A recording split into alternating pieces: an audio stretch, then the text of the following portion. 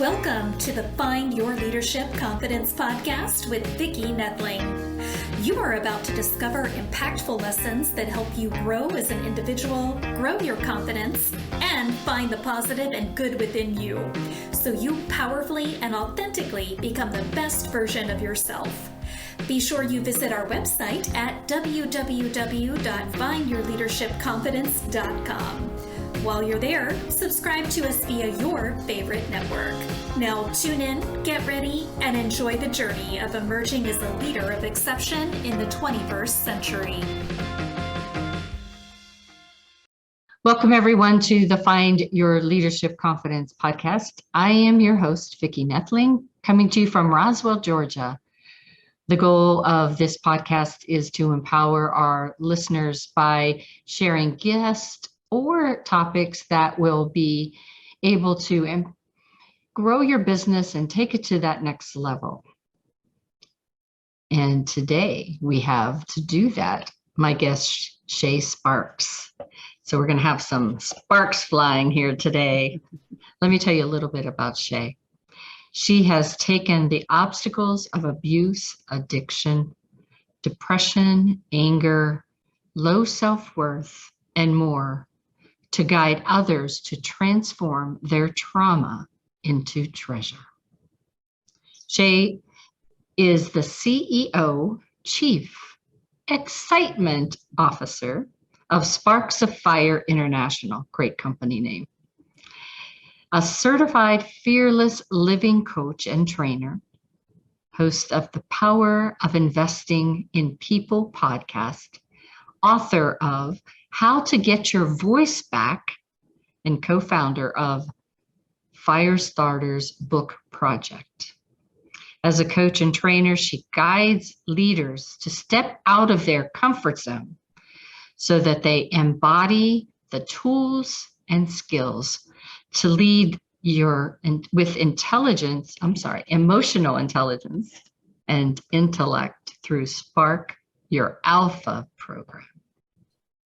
Our theme today is courage and leadership. I wanted to talk about both of those things with her.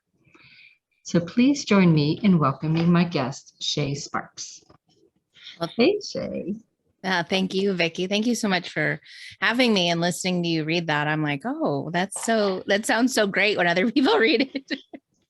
Yeah, it's pretty great. You know, it's a lot to be proud of. My goodness. Thank you.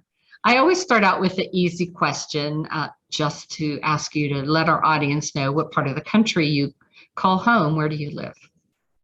Well, I grew up in the Midwest and I recently moved to Florida. That's about 6 months ago. So that's a change. Yes, completely different. Yes. It's so much nicer to look at pictures of the snow. Yes. Yeah. One thing my brother has always said, he's never had to shovel snow since he's been here. So I'm like, yes, that sounds great. Even I moved from Pittsburgh. I live now here longer than I lived in Pittsburgh, but it was so nice to not have to add another half hour, 40 minutes to defrost your car to be able to drive to work. Yeah. Or your commute because of snow or ice or whatever. Yes. Yeah. So let's get right into it. How does someone step out of their comfort zone easily? Ooh, easily is relative, I think. Yeah. I don't think it's ever easy. I think first of all, it's very scary when you're stepping out of your comfort zone. So I like to say that when you're looking out of your comfort zone, when you're looking at something new, when you're thinking about taking a risk in something, a lot of times we look at the big picture. So we look at the 100 feet ahead rather than the next step. So the easiest way is to or reverse engineer instead of looking the big picture, to come back and just think about what is it that I need to do in the moment? What is my next step? Like, I think Dr. Martin Luther King Jr. said something to the effect of, and I'm going to mess it up, but about taking a leap of faith is about taking the next step, not about taking the whole entire leap. Yeah, I think that's important, that that if you just think of things as little chunks, like be happy with the small wins. Yes. And you know, when you start to pile them all behind you, you realize, my God, how far you moved ahead. Absolutely. Well, how do you run a marathon one step at a time? That's right. That's right. Or for me, you just walk it. Yeah. Or you drive it, whichever you prefer. Whatever. Yeah. It's a step. It's a move. You're moving. That's all. And that's true. You know, that is true. It is Yes. action. It's those people that just sit there and think about doing it, but never do. Yes. And I'll even go even further. There's a lot of people out there, and I was that way for years too. It was talked about it. Yeah. I talked about taking action, and yet that fear just like was so paralyzing that I didn't take action. Yeah, for sure. What advice do you give someone who wants to start a business and has no idea where to start? Oh, wait a second. Everybody get your pencils. Yeah, this is a fun question because I've noticed over my career that's literally what I've ended up doing. When someone asks you at least the 3 same questions, like somebody will ask you the 3 same questions that you have an answer to. So they're asking for your advice that you have an answer to, or you have the skill set for. Yeah. That is a product. And so if you then take that and to start a business just around that one thing, then that at least gets your feet wet into what is next for you. Right. But at least start with something that you already know and that people are already seeking out. So true. And believe in yourself as you go. Oh, for sure. Yeah. So how does someone build their confidence in not just starting a business, but in taking that step? It is holding your thoughts captive. It all comes back to mindset. The way our brains function is that first something happens, and then we have a thought about that circumstance. And then our thoughts create feelings. Our feelings is what drive our actions. And then our actions is where we get the results. And most of the time people are trying to figure out to get different results. And they're like, I don't understand. How do I do this? And we have to, again, reverse engineer it. And we go all the way back to our thoughts, our mindset. And what is it that we want to take away from that circumstance? What do we want to take away from that result that didn't work? And how do we want to apply that to what will work? Or how is another way to try it? Like, I believe it was Thomas Edison who tried, 10,000 ways to not build a light bulb, right? And so that's kind of how mindset plays into business. Is there'll be plenty of people, including yourself, to tell you to not do it. Because their own fear is standing in the way. And so you have to find the motivation, or find your why, or find your cause, find your purpose, and what drives you to do that, so that those emotions start to bubble up and go, yes, this is exactly why I want to do this. And then that will lead you into your action. Wow. One thing that you said there kind of sparked a thought. You talked about the fact that you really have to start, but there is something that always is holding you back, and that is imposter syndrome. How do we deal with imposter syndrome? And we know that even the big stars and powerful people all have it. So I guess it's not getting over it, but how do you control it? Yeah, I think there is no cure for it, is what I think. However, when you surround yourself with really great, supportive people who are in your corner, that are going to tell you, one, the truth, and not what you just want to hear, but they're going to be honest with you. Most of the time, the imposter syndrome is false. It's a lie. And so when you surround yourself with really great supportive people that know you and care about you and want you to succeed, they see that. They already see that you're not, that you're those thoughts that you're thinking that, oh, I'm a fraud, or I'm weak, I'm stupid, I don't know what I'm doing. They're going to go, okay. And that, let me show you how that's wrong. Yeah. So they're going to speak life into you. And that we have to have that. That's why we're built on this world, is for community. We're not meant to be isolated by ourselves. And for a lot of us growing up, we were told, well, you shouldn't be boastful and you shouldn't be this or that. And so we're always the first ones to discount what we do instead of just being appreciative of others who compliment us or who talk us up, type of thing, Oh yeah. I used to think a couple of things when people would speak life into me, is how I say it. I would say, well, first of all, you're just saying that. It's not really true. And then second of all, it was, well, you don't really know me. Because if you really knew me, you would know that that's not true.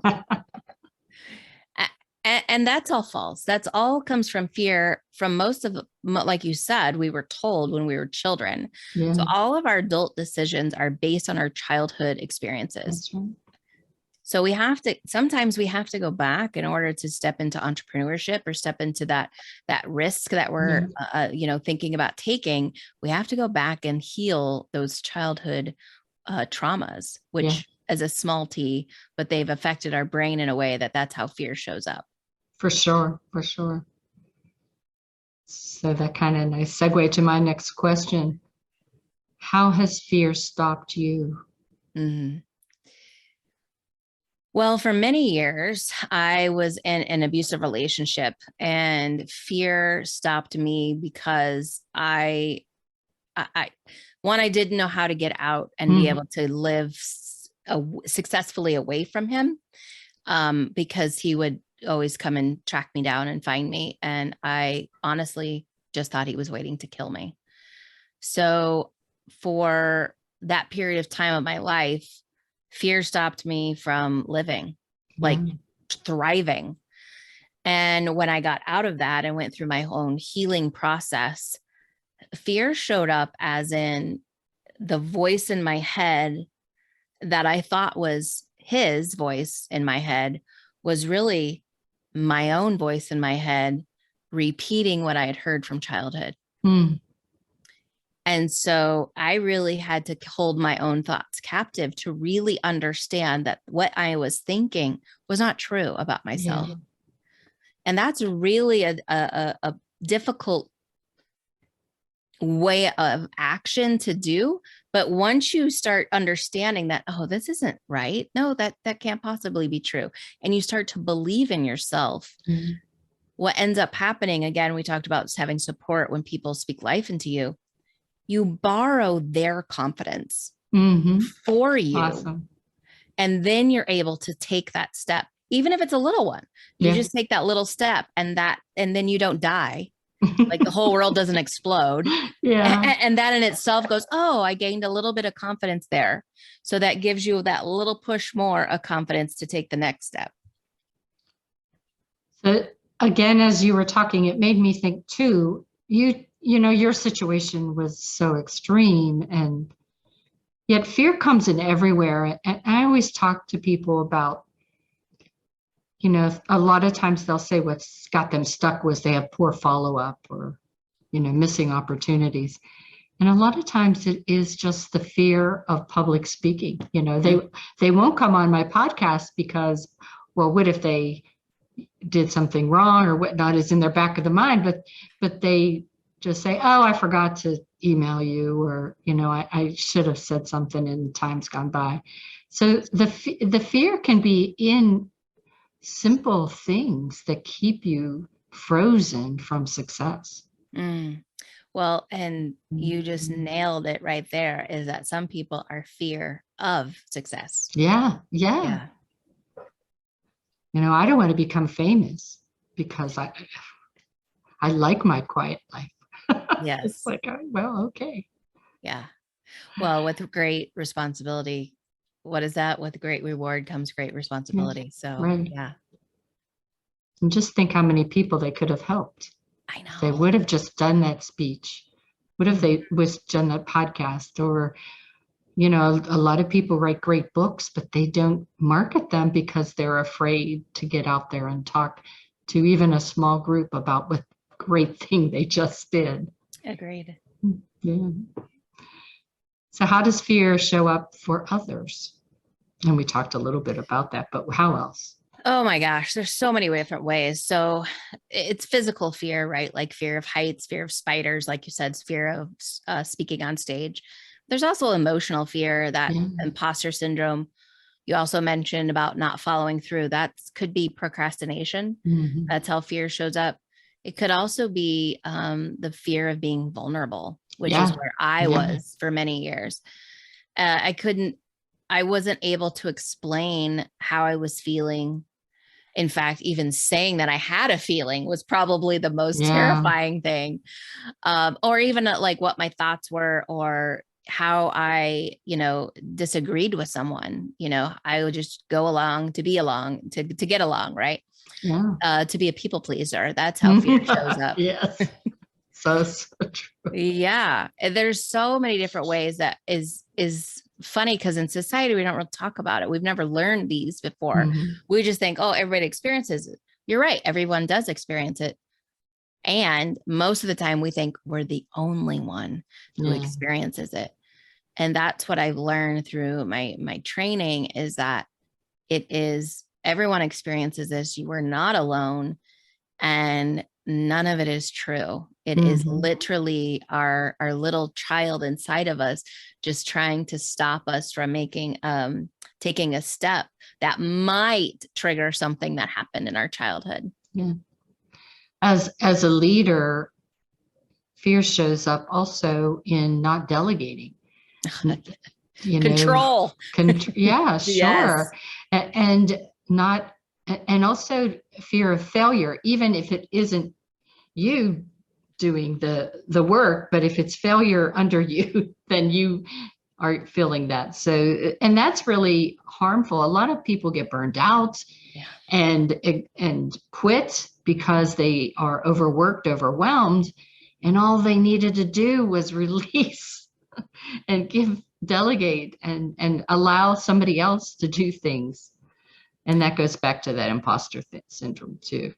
Well, and I'm going to add, ask for help. Like asking for help sometimes is the hardest thing for people to do. Yeah. When I started, I thought, well, I've been doing this for a long, long time. I don't need a mentor or a coach. And then I thought, well, wait a minute, you're coaching people. And it was the best thing. It makes life so much easier to be able to be part of a community that has like-minded people and throw off ideas and challenges and talk about your fears with people that really understand it. Maybe your husband, your kids, your friends don't understand what you do, but it's great to have that support, right? Absolutely. I agree. So we talked about spark your alpha. What does that mean? So I have been given the gifts of acronyms. And so alpha stands for awareness, leadership, purpose, hope, and alignment. And it is a training program that I take leaders through to really, one, help them with their self-awareness, but also the awareness of opportunities. A lot of times we get so focused on a goal that we have our blinders on and we totally miss all of the opportunities that are around us because we're so focused on the thing in front of us. Yeah. Also on leadership. Leadership is sometimes, even when we are a leader, let's say in our career path, we're wrapped up in the identity of that title. So then we have to take a step back and really look at all the different ways that we lead, especially in our lives, but also ourselves. Yeah. And so it's being able to kind of peel away that identity layers to just kind of see who we really are and what we value as leader. And then purpose is really our why. Why do we want to do what we do? Why do we want to move forward? Why do we want to take a risk? What does that look like? And hope is the opposite of fear. Like, and not just the opposite of fear. It creates that ability to continue going when you don't want to stop.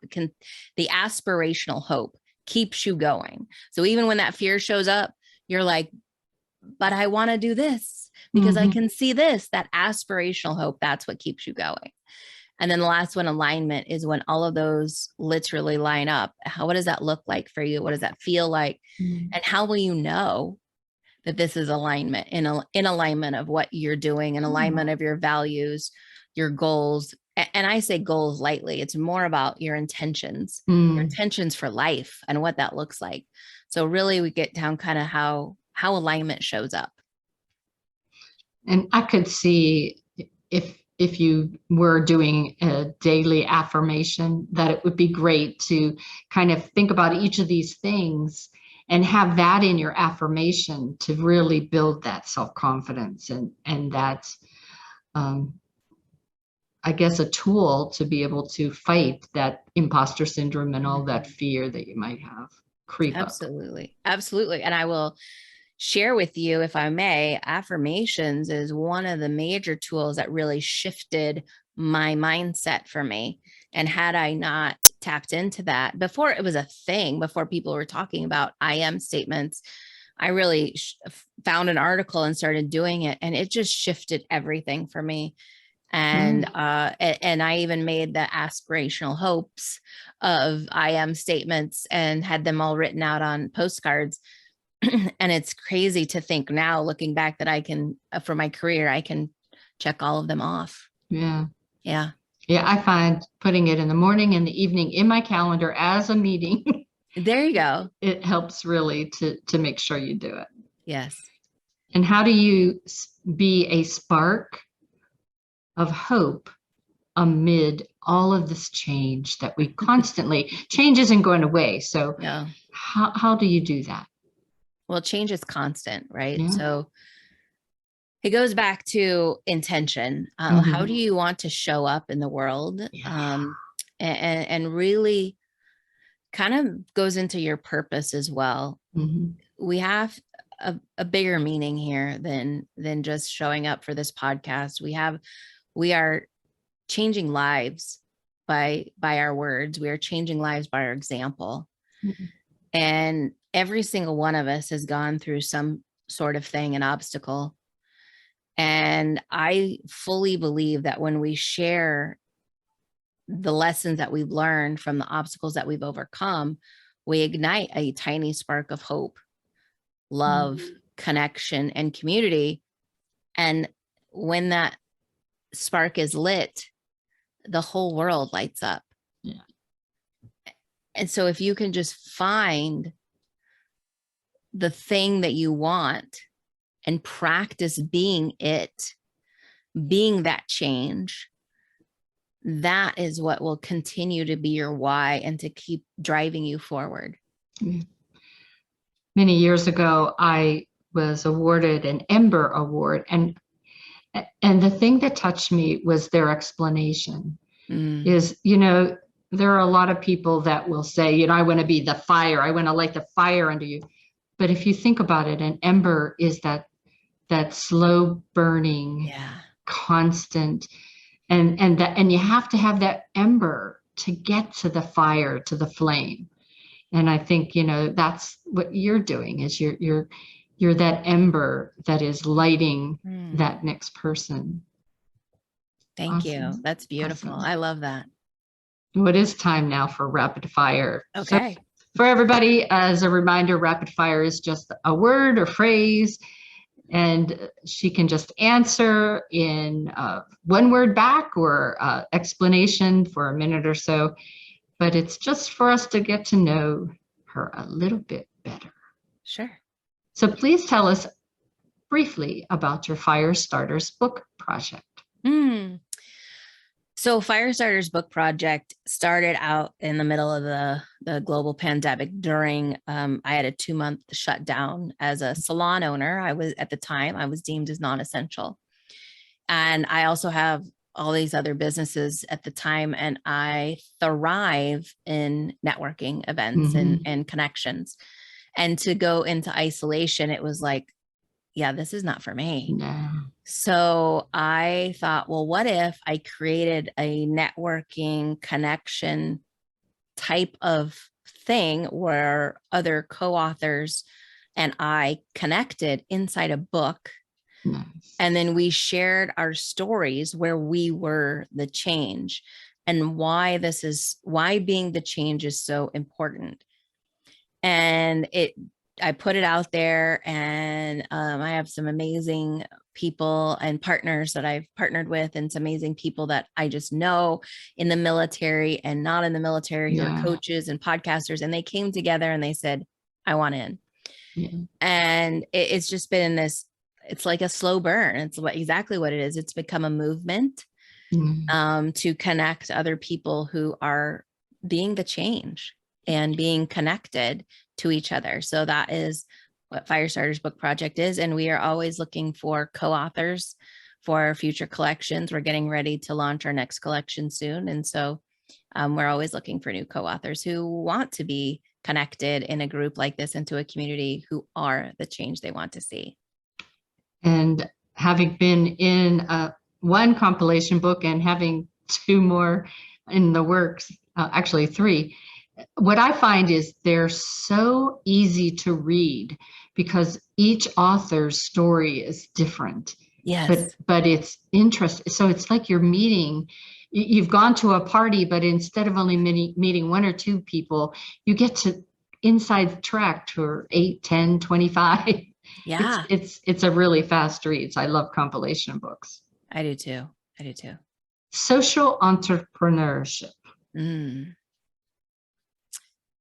So that is something that has always been near and dear to my heart. And I was kicking it around, like, how is this? What is this? How can I be involved in it? And back then, Tom's Shoes, who had just kind of came on the scene, and I loved their whole buy one, give one business plan. And I just was going along knowing that I was needing to change and branch out into something new, something bigger. And I didn't know what it was.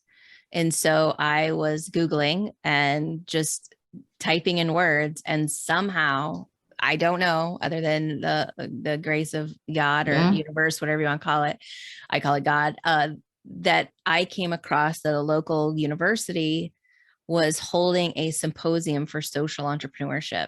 And so I attended.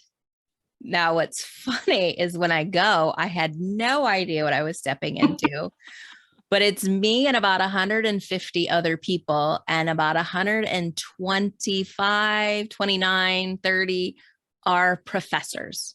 Wow. And there's like a handful of 20 of us that were entrepreneurs. Wow.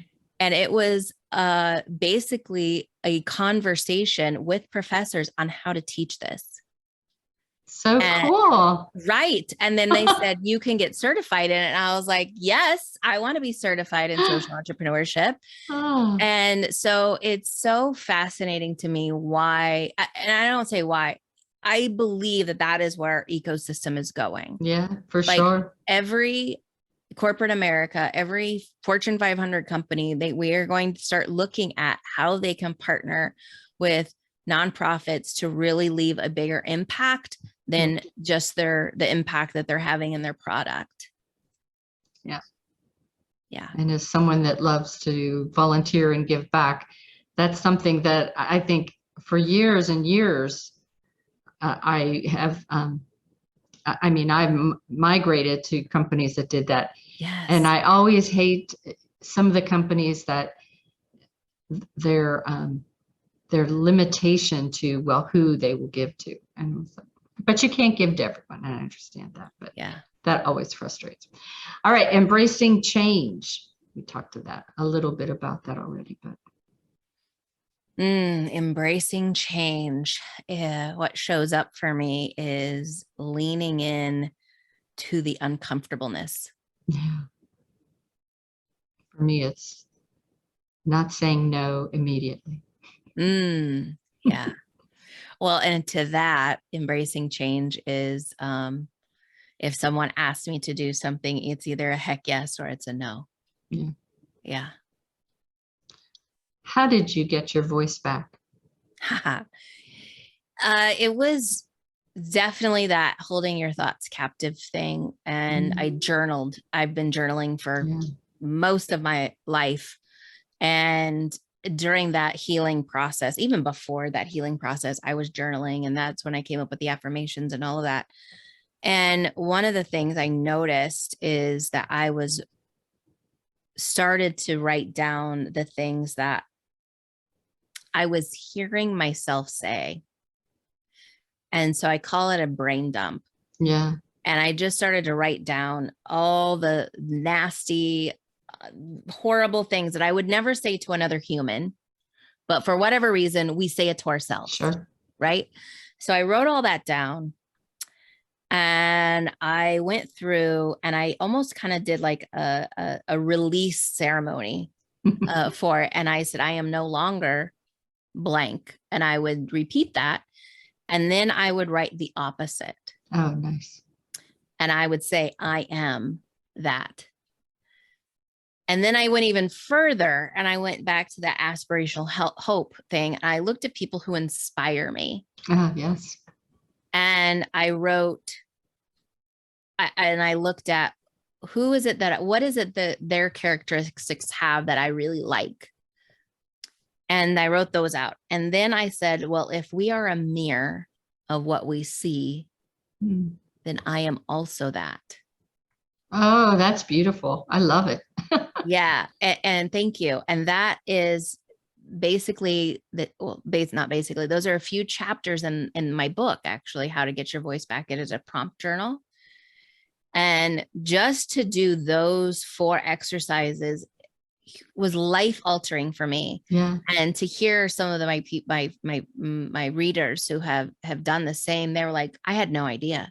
I had no idea that I was thinking that about myself, or I had no idea that whole, like, we're a mirror of what we see.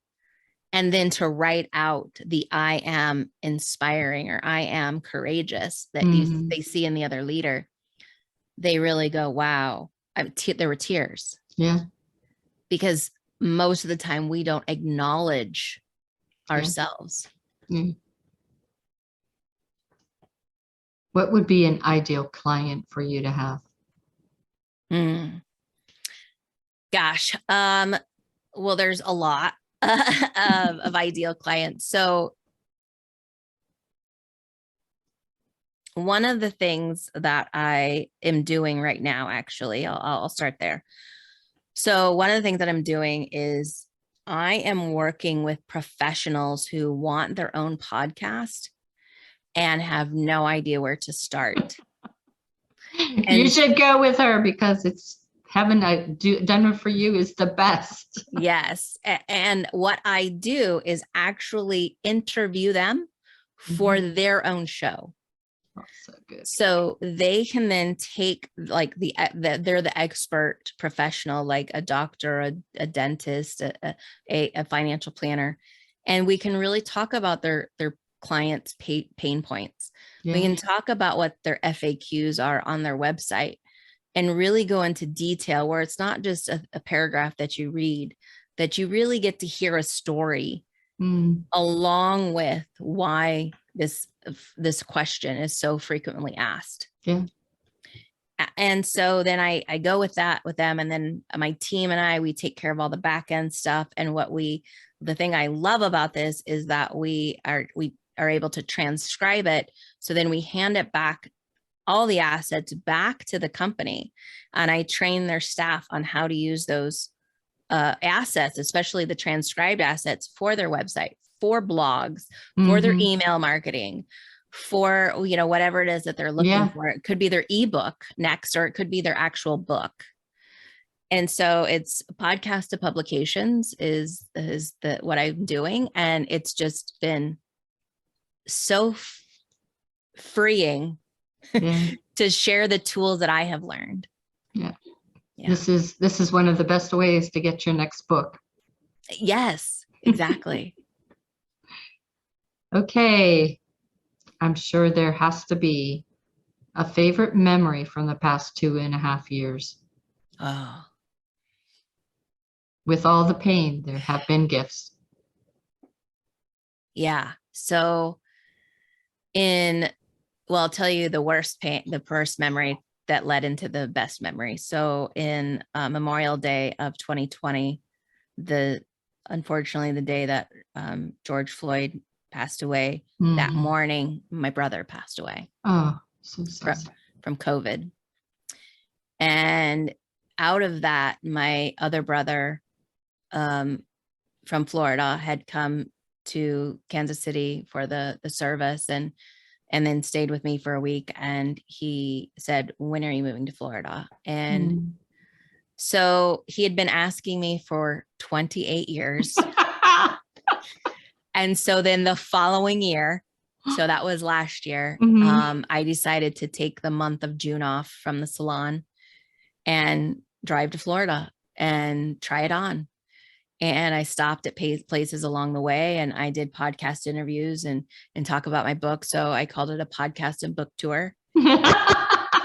And it started something. It started a movement for me. And so now every June, that is my goal, is to literally go on the road and do a podcast and book tour. And so then that last year was from Kansas City to Florida and back. And I was meeting with amazing people, amazing friends, seeing some people, meeting people for the first time. I was on radio shows. I was on their podcast. They were on mine.